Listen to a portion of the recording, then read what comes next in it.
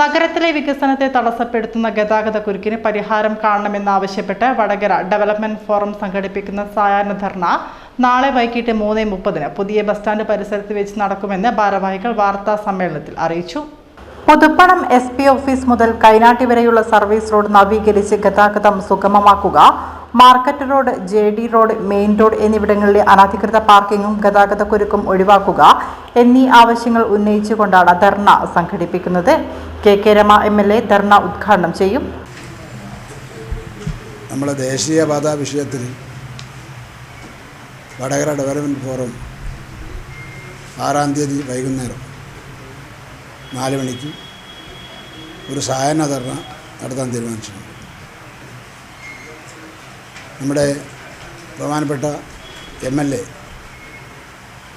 KK രമയാണ് ഈ പരിപാടി ഉദ്ഘാടനം ചെയ്തത്. അപ്പോൾ ഈ വിഷയത്തെ സംബന്ധിച്ചോളം പറഞ്ഞാൽ ഈ ദേശീയപാത വിഷയത്തിൽ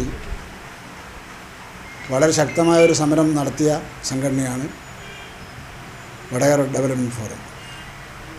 അപ്പോൾ വടകര ഡെവലപ്മെൻറ്റ് ഫോറം എന്ന് പറയുമ്പോൾ രാഷ്ട്രീയ പാർട്ടികൾക്ക് അതീതമായി വടകരയിലെ സന്നദ്ധ സംഘടനകൾ യോജിച്ചുകൊണ്ടുള്ള ഒരു സംവിധാനമാണ് വടകര ഡെവലപ്മെൻറ്റ് ഫോറം എന്ന് അറിയപ്പെടുന്നത്.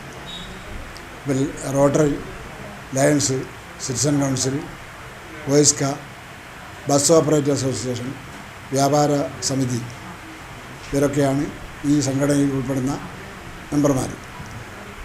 അപ്പോൾ ഞങ്ങളെ സംബന്ധിച്ചോളം നിങ്ങളെല്ലാം ഓർക്കുന്നുണ്ടാവും, വടകര പുതിയ ബസ് സ്റ്റാൻഡിൽ വാർത്താ സമ്മേളനത്തിൽ ഫോറം ഭാരവാഹികളായ advocate E. Narayanan Nair, VP Rameshan, Vinod Cheriyath, AP Haridasan, KN Vinod എന്നിവർ പങ്കെടുത്തു.